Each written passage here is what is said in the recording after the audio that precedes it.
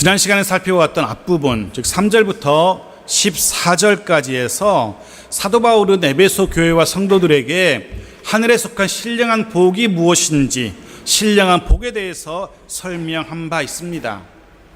오늘 본문은 동일하게 편지의 수신자들인 에베소 교회와 인근의 성도들로 하여금 마음의 눈을 밝히사 그 신령한 복이 무엇인지 깨닫게 해달라고 기도하는 사도 바울의 기도의 내용이 담겨져 있습니다.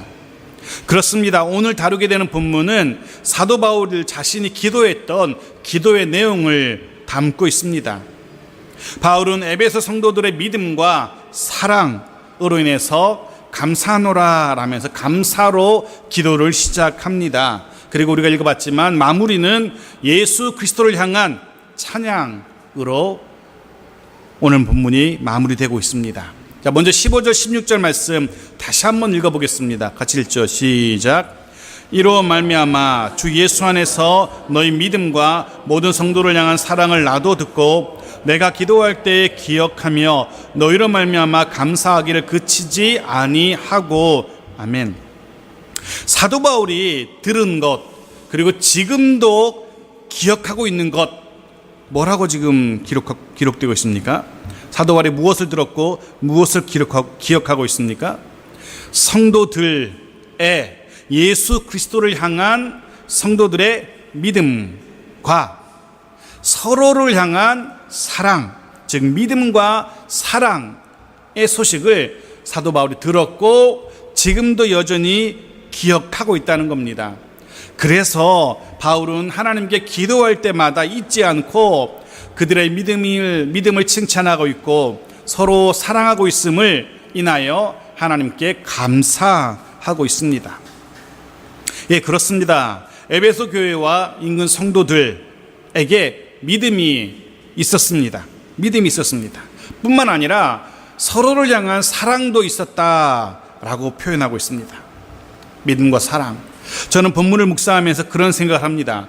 서로를 향한 성도들의 사랑이 바로 그들의 예수님을 향한 믿음의 표현이었다라고 생각됩니다. 사실 우리가 쉽게 말해서 이렇게 얘기합니다. 믿음이 참 좋은 사람이야. 저 사람은 믿음이 없는 것 같아. 믿음을 이야기합니다. 사실 참 애매합니다. 믿음이라는 것이 어떤 의미에서는 참 추상적인 단어거든요. 믿음이라는 것이 눈에 그려집니까? 믿음. 참 구체적으로 표현되기 어렵습니다. 그런데 오늘 본문에서 그 믿음이 구체적으로 표현되는 방식이 나오는데 바로 그것이 서로를 향한 사랑이라고 표현되고 있습니다. 갈라디아 5장 6절은 사도 바울이 이렇게 아예 표현을 하고 있습니다. 같이 읽어볼까요? 시작. 그리스도 예수 안에서는 할례나 무할례나 효력이 없으되 사랑으로서 역사하는 믿음뿐이니라. 사랑으로 역사하는 믿음. 우리말은 조금 표현이 어려운데요. 쉬운 성경의 공동번역은 이렇게 표현하고 있어요. 밑에 빨간 줄 근거 있죠. 같이 읽어볼게요. 시작. 오직 사랑으로 표현되는 믿음만이 중요합니다. 이렇게 딱 표현되고 있어요. 그죠?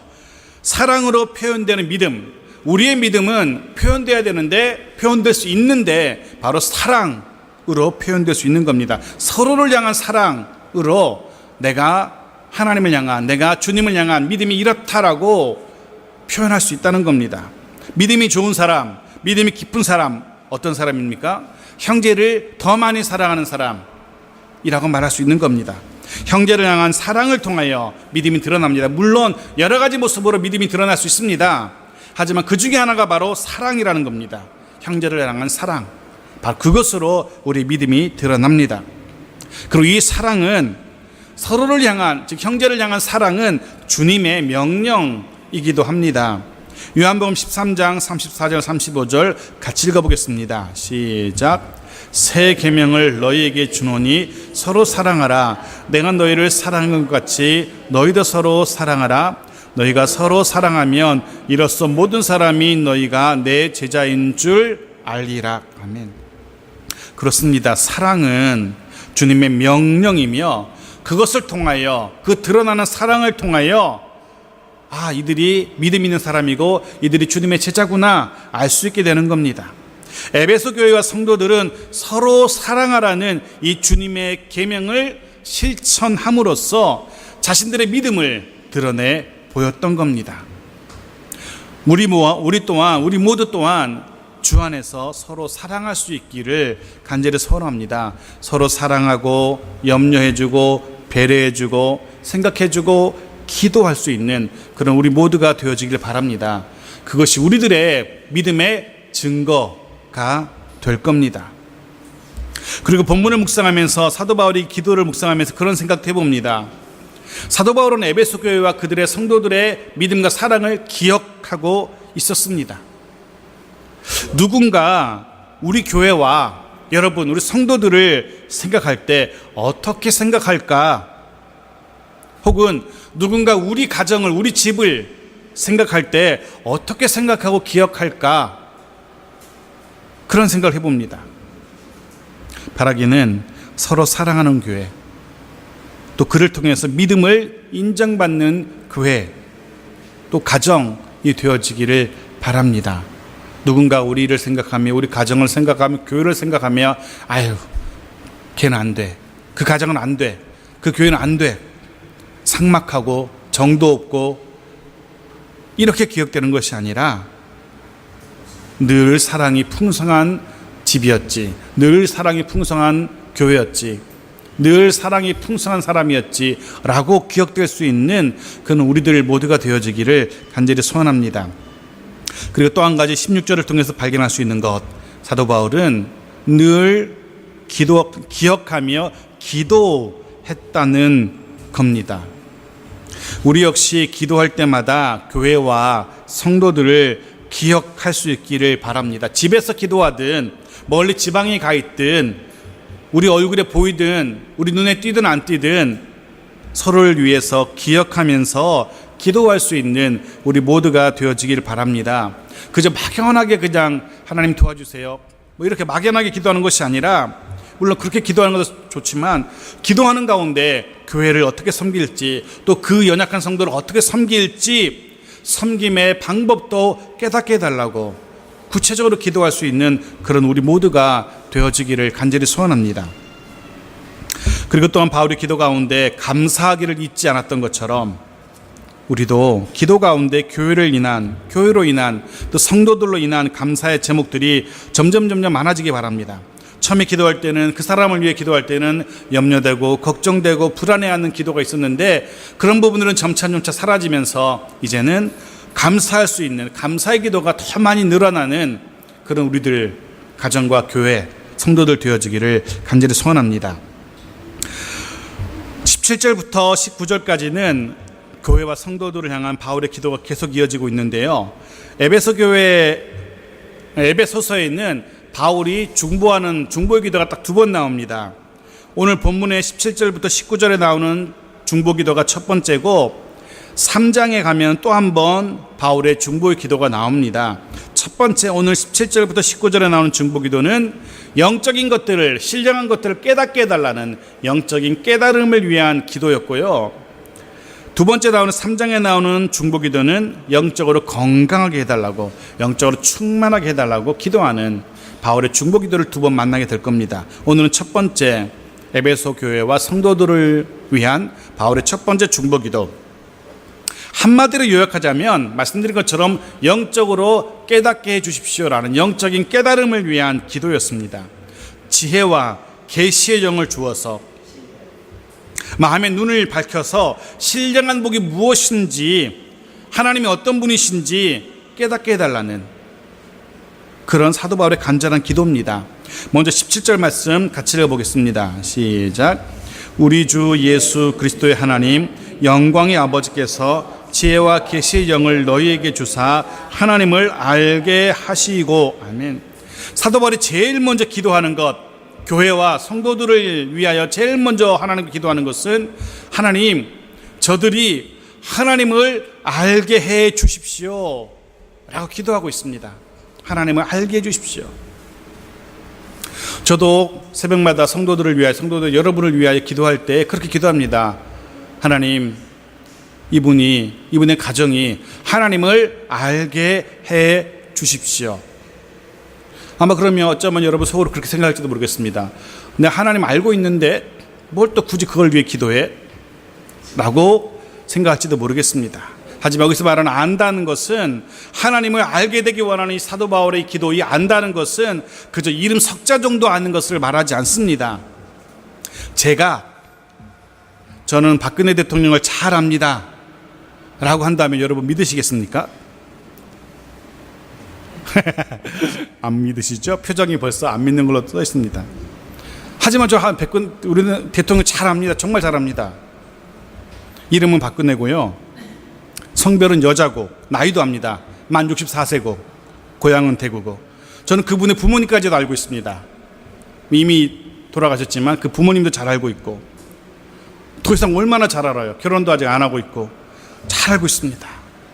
하지만 제가 이렇게 얘기한다고 해서 아무도 제가 대통령님을 잘 안다고 인정하지 않습니다. 왜냐하면 안다는 것은 단지 그에 대한 정보만을 아는 것을 말하지 않기 때문입니다. 안다는 것은 인격적으로 친밀한 관계를 맺고 있는 것을 이야기합니다. 만남을 전제로 하는 겁니다. 사람들도 사람들과의 관계에 대해서 안다라고 말할 때 에이, 알긴 뭘 알아 라고 말할 정도로 안다는 것에 대해서 이미 알고 있습니다. 하나님을 안다는 것은 친밀하게 만나서 사귀고 그런 사귐을 통해서 알아가는 것을, 구체적으로 알아가는 것을 말합니다. 호세아서 4장 6절 말씀 보십시오. 같이 읽겠습니다. 시작. 내 백성이 지식이 없으므로 망하는도다. 내가 지식을 버렸으니 나도 너를 버려 내 제사장이 되지 못하게 할 것이요, 내가 내 하나님의 율법을 잊었으니 나도 내 자녀들을 잊어버리리라. 이스라엘 백성들이 하나님에 대해서 몰랐다라고 이야기합니다. 이스라엘 백성들이 하나님을 몰랐겠습니까? 아닙니다. 알았습니다. 잘 알고 있었습니다. 누구보다 하나님에 대해 잘 알고 있는 민족이 이스라엘 민족입니다. 하지만 문제는 이스라엘 백성들이 알고 있던 그 하나님은 그저 조상들로부터 전해 들은, 조상들이 만났고 조상들이 알고 있었던 하나님일 뿐이었습니다. 정작 자신들은 하나님을 만나본 적도 없고 하나님과 이야기해 본 적도 없고 하나님을 알지 못했던 겁니다. 실제로는 전혀 하나님에 대해서 모르고 있었던 겁니다. 제가 박근혜 대통령 한 번도 못 만나본 것처럼 이스라엘 백성들 하나님 한 번도 못 만나본 겁니다. 그래서 사도 바울은 교회와 성도들을 향하여 기도할 때 하나님을 알게 해달라고 기도하고 있는 겁니다. 막연하게 알 수는 있습니다. 그분이 누구신지 전해 들은 게 있으니까, 부모님으로부터, 조상들로부터, 혹은 토라로부터, 성경으로부터 전해 들은 게 있으니까 누군지는 압니다. 하지만 실제로는 모르는 겁니다. 하나님과의 깊은 사귐이 있도록 기도하고 있는 겁니다. 하나님의 그 너비와 길이와 높이와 길이의 어떠함을 에베소 교회와 성도들이 깨달을 수 있게 해달라고 기도하고 있는 사도 바울의 기도인 것입니다. 여러분들은 하나님을 알고 계십니까? 혹 제가 박근혜 대통령님 알고 있는 것처럼 그 정도로만 알고 계신 건 아닌지요? 얼마나 여러분들은 하나님을 알고 계십니까? 여러분이 만나고 여러분이 알고 계신 하나님은 어떤 하나님이십니까? 수요예배 시간에 말씀드린 바가 있습니다. 구약의 많은 신앙의 선배들은 자신들이 하나님을 만나고 하나님을 경험하고 자신이 경험한 하나님의 이름을 붙여놓은 것을 우리가 보게 되어집니다. 아브라함은 하나님을 만나고 하나님의 이름을 부릅니다. 여호와 이레라고. 기드온은 하나님을 만나고 그냥 하나님의 이름을 붙입니다. 여호와 샬롬이라고.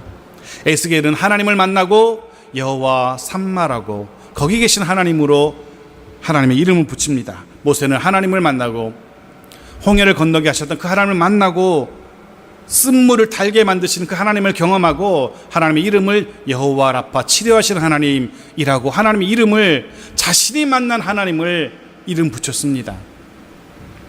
여러분들은 어떤 하나님을 만나 보셨는지요? 여러분이 만난 하나님은 어떤 하나님이셨는지요? 매를 들고 계신 하나님이셨는지 아니면 온화하게 말씀하시는 하나님이셨는지. 바라기는 친밀한 교제를 통하여 하나님을 더 많이, 그리고 더 구체적으로, 더 인격적으로 알아가게 되는 저와 여러분 모두가 되어지기를 간절히 소원합니다. 그렇게 친밀하고도 인격적인 만남을 통하여 하나님이 우리를 향해서 가지고 계신, 우리 가정을 향하여 가지고 계신 하나님 그 놀라운 계획까지도 발견하고 깨달을 수 있기를 바랍니다. 그런 하나님과 인격적인 만남을 통하여 하나님이 나를 이토록 사랑하시는구나, 그럼에도 불구하고 나를 사랑하시는구나, 하나님의 사랑도 깨달을 수 있기를 간절히 소원합니다. 그렇게 하나님을 알게 해달라고 기도한 사도 바울, 계속해서 기도합니다. 18절 19절 말씀 같이 읽겠습니다. 시작. 너희 마음의 눈을 밝히사 그의 부르심의 소망이 무엇이며 성도 안에서 그 기업의 영광의 풍성함이 무엇이며 그의 힘의 위력으로 역사하심을 따라 믿는 우리에게 베푸신 능력의 지극히 크심이 어떠한 것을 너희로 알게 하시기를 구하노라. 좀 길지만 세 가지를 기도하고 있죠. 뭐죠? 제일 먼저 그의 부르심의 소망이 무엇이며, 두 번째 그 기업의 영광의 풍성함이 무엇이며, 세 번째 우리에게 베푸신 능력이 얼마나 큰지를 알게 되기를 구하노라, 기도하노라 라고 이야기합니다. 좀 더 쉽게 풀어볼까요? 세 가지를 위해 기도합니다. 하나님께서 여러분을 부르셔서 여러분을 부르실 때에 여러분에게 주신 소망이 무엇인지 알게 되기를 기도합니다. 하나님께서 여러분 성도들에게 유산으로 주신 그 상속의 그 풍성한 것이 얼마나 풍성한지 알게 되기를 기도합니다.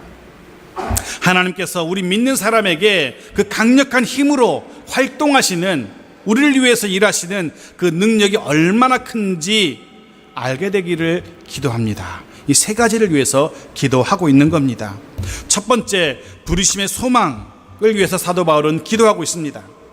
하나님께서 저와 여러분을, 우리를 하나님의 자녀로 부르시고 지난주에 살펴본 것처럼 죄도 사해 주시고 신령한 복을 주셨을 때에 우리 속에 더불어 주신 게 있습니다. 소망의 씨앗입니다. 우리들 가운데, 우리 심령 가운데 소망의 씨를 심어주신 것입니다.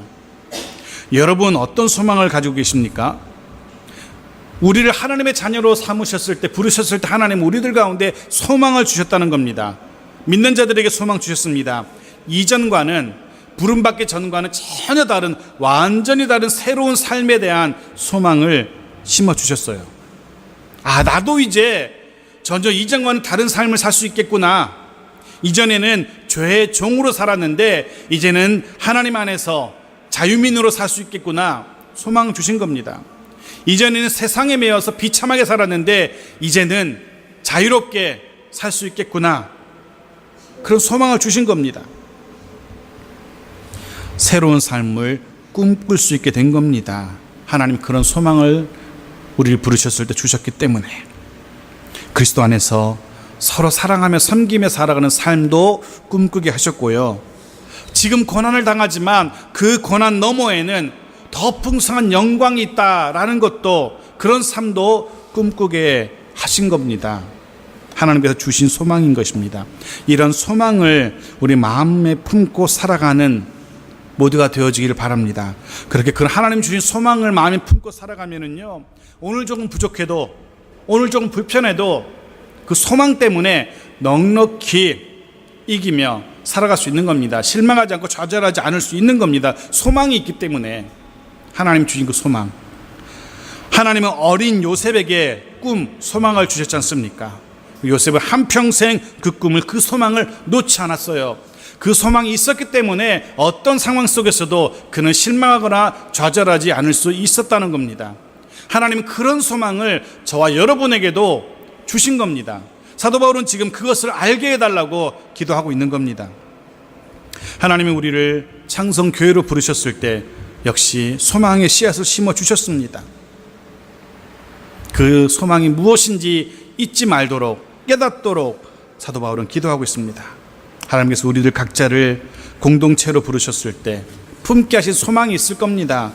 그것이 무엇인지 알게 되기를 사도 바울은 기도하고 있습니다.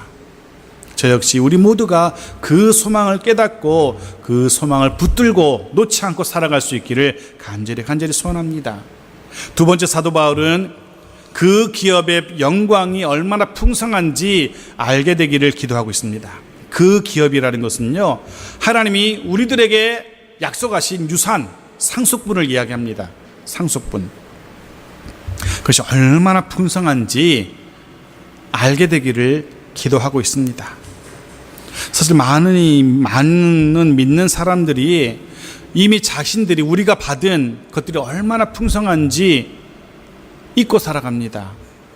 하나님은 이미 저와 여러분에게 한없는 것들을 이미 유산으로 남겨주셨는데 그거 모르고 살아갑니다. 마치 부모님이 돌아가시면서 통장에 수백억 원의 돈을 유산으로 남겨줬는데 그거 모르고 매일매일 뭘 먹을까, 어디서 잘까 고민하는 것처럼 그렇게 살아가는 자들이 우리들입니다. 하나님 되신 아버지께서 우리에게 약속하신 말씀 잊지 마십시오. 빌립보서 4장 19절 말씀 같이 읽어보겠습니다. 시작. 나의 하나님이 그리스도 예수 안에서 영광 가운데 그 풍성한 대로 너희 모든 쓸 것을 채우시리라. 아멘. 그 풍성한 대로 너희 모든 쓸 것을 채우시리라. 그러면 이제 이런 생각 듭니다. 정말 채워주셨을까? 나는 정말 그 풍성한 대로 채워주시는 그 풍성함을 누리고 살아가고 있을까? 아닌 것 같은데. 우리 집에는 에어컨도 없고 그 무더운 더운 날 선풍기 아무리 틀어봤자 더운 바람만 나오고 별로 하나님이 채워주신 거 없는 것 같은데, 내 통장의 잔고는 내일 뭘 먹어야 할지도 고민하게 만들고 그러는데 하나님이 뭘 채워주셨다는 거야? 라고 생각이 들지도 모르겠습니다. 하지만 아닙니다. 이미 하나님께서는 우리 믿는 자들에게 이미 유산을 남겨주셨습니다. 상속분을 넘겨주셨습니다. 그것이 얼마나 큰지 얼마나 풍성한지 깨닫는다면 아무 걱정 없이 아무 근심 없이 살 수 있습니다. 마치 제 지갑에는 카드 달랑 한 장밖에 없습니다. 가정해 봅시다. 이렇게 카드 달랑 한 장, 돈은 10원도 없고 카드 달랑 한 장 있습니다. 그것도 신용카드가 안 되고 체크카드가 달랑 하나 있어요. 지갑이 덜렁덜렁 비어 있습니다. 그런데 그 체크카드의 잔고에 수백억이 들어있다고 생각해 보십시오. 얘기가 달라지는 거죠. 눈에 보일 때 참 빈곤해 보이고 아무것도 없는 것 같지만 그 뒤에는 무한한 풍성함이 버티고 있는 겁니다. 든든히 받쳐주고 있는 겁니다. 하나님의 유산이, 그 기업의 풍성함이 그와 같습니다. 그것을 깨달을 때에 이 땅을, 이 세상을 아무 걱정 근심 없이 살아갈 수 있게 되는 겁니다. 그래서 사도 바울은 그 풍성한 것을 깨닫게 해달라고 기도하고 있는 겁니다. 아직 못 깨달으신 분이 있다면 기도하십시오. 하나님, 내 영의 눈도, 내 마음의 눈도 밝혀서 그 풍성한 거 나도 보게 해 주십시오. 기도하기 원합니다. 마지막 세 번째, 사도 바울은 기도합니다. 베푸신 능력의 지극히 크심을 알게 되기를 기도합니다. 하나님께서 자녀로 부르신 저와 여러분을 위해서 하나님 지금도 일하고 계십니다. 우리 하나님은 힘없는, 연약한 그런 하나님이 아니십니다. 하나님 우리를 위해서 일하시는데 얼마나 힘있게 일하시는지 알아야 된다는 겁니다. 하나님의 그 힘은 심지어는 십자가에 달려 죽으신 예수 그리스도를 3일 만에 다시 살리실 수 있을 정도로 하나님의 힘은 강력합니다. 그 하나님이 그 힘으로 저와 여러분을 위해서 지금도 일하고 계신답니다. 우리를 보호하시며 믿음의 길 걸을 수 있도록 인도하십니다. 시편 기자는 그래서 이렇게 노래하죠. 너무나 유명한 시편 23편 5절까지만 같이 읽어보겠습니다. 시작. 여호와는 나의 목자시니 내게 부족함이 없으리로다. 그가 나를 푸른 풀밭에 누이시며 쉴 만한 물가로 인도하시는도다. 내 영혼을 소생시키시고 자기 이름을 위하여 의의 길로 인도하시는도다. 내가 사망의 음침한 골짜기로 다닐지라도 해를 두려워하지 않을 것은 주께서 나와 함께 하심이라. 주의 지팡이와 막대기가 나를 안위하시나이다. 주께서 내 원수의 목전에서 내게 상을 차려주시고 기름을 내 머리에 부으셨으니 내 잔이 넘치나이다. 아멘. 우리 하나님은 이런 힘 있는 하나님이십니다.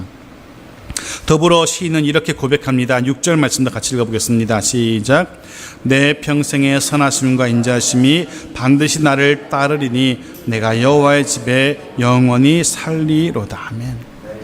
하나님이 이런 하나님이시니까, 내게 부족함이 없도록 채워줄 수 있는 하나님이시니까, 이런 힘 있는 하나님이시니까 시인이 어떻게 노래할 수 있습니까? 내가 여호와의 집에 영원히 살겠습니다 라고 고백할 수 있는 겁니다. 이 시인의 이 노래와 이 고백이 저와 여러분의 노래, 저와 여러분의 고백일 수 있기를 간절히 축원합니다.